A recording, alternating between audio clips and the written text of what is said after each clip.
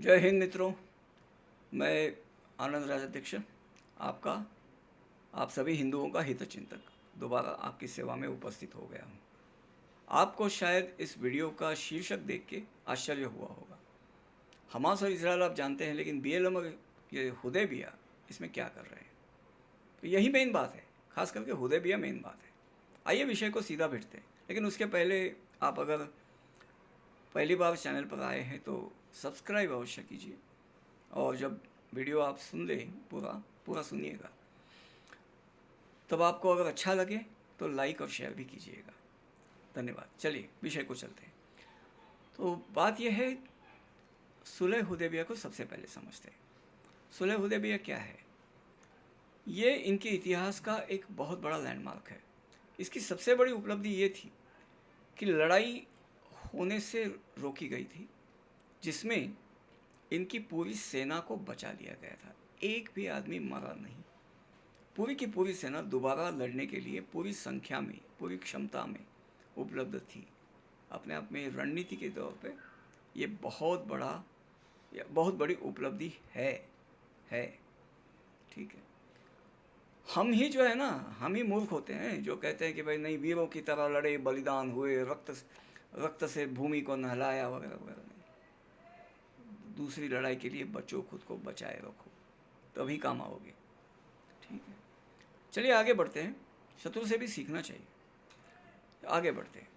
तो बात यह है कि हुदैबिया की लड़ाई की जो मतलब हुदैबिया की सुलहनामा जो था, उसकी जो अंतिम शर्त थी वो सबसे महत्व की थी कि ये सुलहनामा जो है, ये सुलह जो है, ये कब कैंसिल हो सकती है, कैसे कैंसिल हो सकती है। दो शर्तें थी। सबसे पहली शर्त तो बहुत ही एलिमेंट्री है। ए और बी के बीच में लड़ाई है, ए दोबारा हथियार उठा ले या बी दोबारा हथियार उठा ले और ए पे चढ़ाई कर दे या ए बी पर चढ़ाई कर दे, सुलह कैंसिल। ठीक, ये तो ठीक है, समझाने की कोई आवश्यकता नहीं। दूसरी शर्त जो है ये कॉम्प्लिकेटेड है और बहुत काम की है कि आप इसे समझें। देखिए, लड़ाइयाँ जब होती है ना, तो लोगों के साथ में दूसरे भी लोग आते हैं, सहयोगी होते हैं, कई राष्ट्र होते हैं, कभी कोई संगठन होते हैं, कोई समाज होते हैं, कबीले होते हैं, जो भी होता है। तो मान लीजिए कि दो पक्षों में लड़ाई है, ए और बी में, और इसमें क्या है कि ए के साथ है CDE और बी के साथ है FGH। ठीक, ये दोनों गुट हो गए। अब लड़ाई हो गई, फिर होने से बची, सुलह हो गई। सुलह की शर्त ये थी रही कि ये सुलह तब तक टिकेगी जब तक इनमें से कोई भी एक दूसरे पर कहीं से भी आक्रमण नहीं करेगा। मतलब ना केवल ए और बी के बीच में लड़ाई दोबारा होनी चाहिए, बल्कि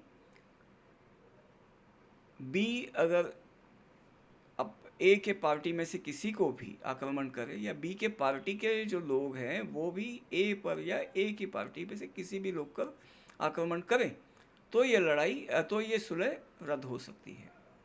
मतलब सी जो है वो एच पर या जी पर हमला कर दे, तो ए जो है या बी है, बी ए पर हमला कर सकता है। अब सी ने हमला कर दिया, ए को बगैर पूछे कर दिया, तो बी के लिए ज़रूरी नहीं है कि वो ए को वार्निंग दे, और बी के लिए ज़रूरी नहीं है कि वो सी से लड़े, वो ए पर भी लड़ सकता है। तो ये ए की जिम्मेदारी हो जाती है कि अपने गुट में से सबको, भाई शांत रहो शांत रहो। बी की भी जिम्मेदारी होती है कि आपके गुट के लोगों को शांत रखें। ठीक है, और किसी में लड़ाई ना हो। देखने को तो ये बात बड़ी आसान दिखती है, बड़ी अच्छी दिखती है, लेकिन जब लड़ाई करनी है ना, तो सुलह तोड़ना भी इतना ही आसान होता है। अभी देखते हैं हमास और BLM और ये अपना हुदैबिया का संबंध क्या है। हमास इजराइल की लड़ाई तो हम जानते ही हैं क्या हो रहा है। ठीक है, अमेरिका और यूरोप के विकसित देश इजराइल के साथ आकर खड़े हो गए कि हम जो हमास ने जो किया अत्याचार, पहले वीडियो बनाकर पूरे मतलब गर्व के साथ जो क्रूरताएं की, उसके विरोध में यूरोप के देश, अमेरिका वगैरह इजराइल के बाजू में खड़े हो गए। ठीक, यहाँ क्या हुआ? BLM जो है, जो अमेरिका की एक मूवमेंट है, ब्लैक लाइव्स मैटर, जिसका हिंसा का अपना रिकॉर्ड है, और इसके वजह से ट्रम्प को हारना पड़ा था ब्लैक लाइव्स मैटर के दंगों के कारण। तो वे खड़े हो गए अमेरिका में कि भाई हम हमास के साथ, या कहे कि पीएलओ के साथ खड़े हैं। हमास का सीधा साथ नहीं दे सकते तो कहते पीएलओ के साथ खड़े। हम पर भी, हम जो कृष्णवर्णीय लोग हैं, हमारे ऊपर इतने साल अमेरिका में जुल्म हुए हैं, तो जुल्म क्या होता है हम जानते हैं। तो इजराइल के साथ हमारा जो है ये क्या कहें, brotherhood of, I mean victim brotherhood है। विक्टिम कार्ड नहीं, ये विक्टिम ब्रदरहुड है। विक्टिम कार्ड की अगली स्टेप है कि हाँ वो भी विक्टिम है, हम भी विक्टिम है, तो हम भाई भाई है, ठीक, और एक दूसरे की सहायता करेंगे। तो वो अभी अमेरिका को कह रहे हैं कि भाई हम इजराइल, आई मीन हम पैलेस्टाइन वालों का हक मानते हैं कि उन्हें अपना स्वतंत्र देश बनाना है, तो हम उनके साथ खड़े हैं। मतलब हम इजराइल के विरोध में खड़े हैं। कहाँ? तुम्हारे देश के अंदर। मतलब अमेरिकन सत्ता को ये धमकी है कि भाई साहब इजराइल का साथ देना छोड़ो और इजराइल पर दबाव डालो, कम से कम उसको अपने हाल पे छोड़ दो, ज़्यादा से ज़्यादा उस पर दबाव डालो कि हमास से ना लड़े, चुपचाप अपना विड्रॉ करके बैठ जाए, हमास को तंदुरुस्त होने को वक्त दे। या हमास जो मारता है, या हमास की तरफ से बाकी मारते हैं, आप हाथ बांध के खाते जाओ, मार खाते जाओ, कम से कम आप दूसरी मदद ना करो, नहीं तो हम यहाँ उपद्रव करेंगे दोबारा। ऐसी ये गर्भित धमकी है, ये पूरा बोलने की ज़रूरत नहीं, ये बात समझ में आती है, ठीक है।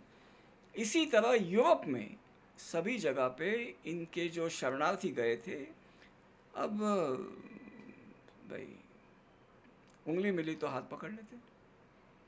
संख्या बढ़ने में कितना टाइम लगता है, ठीक। अब वो वहाँ शरणार्थी नहीं रहे, कब्जार्थी हो गए, अपने नो गो जोन्स वगैरह बना लिए। तो बड़ी संख्या में वहाँ वो लोग रास्तों पर उतर आए, सड़कें जाम कर दी, शहरों को, देशों को अपनी संख्या का परिचय दे दिया कि देखो हम क्या कर सकते हैं। और क्या कर सकते हैं ये फ्रांस में तो उन्होंने दिखाई दिया था, तो वो भी डरे हुए हैं। तो कुल मिला के ये कहानी है, हुदैबिया ये ऐसे होता है। अब देखते हैं इजराइल को अमेरिका वगैरह जो है वो अपने हाल पर छोड़ता है या नहीं छोड़ता, इजराइल क्या करता है, इससे कैसे निपटता है, ये देखने की बात है। लेकिन आपको ये हुदैबिया समझाने की ज़रूरत क्यों बांध पड़ी? क्योंकि हमास का जो भी समर्थक होता है ना, हमास ने क्या किया, ये हमास ही है, पीएलओ का तो अभी नाम लिया जा रहा है तो हमास, और उसका जो समर्थक है वो भी अपनी जगह हमास ही है, अपने मौके का इंतज़ार करता हुआ। आप समझ जाइए, कश्मीर अभी अभी इतना पुरानी बात नहीं है। कश्मीर फाइल्स में जो हुआ वो तो पड़ोसियों ने ही किए थे कांड सभी, आप भूले तो नहीं होंगे। तो बस ज़्यादा क्या कहें, आप समझदार हैं ऐसा मैं मान लेता हूँ, ठीक। तो चलिए 8 मिनट का वीडियो हुआ है, अभी वाइंड अप करते हैं।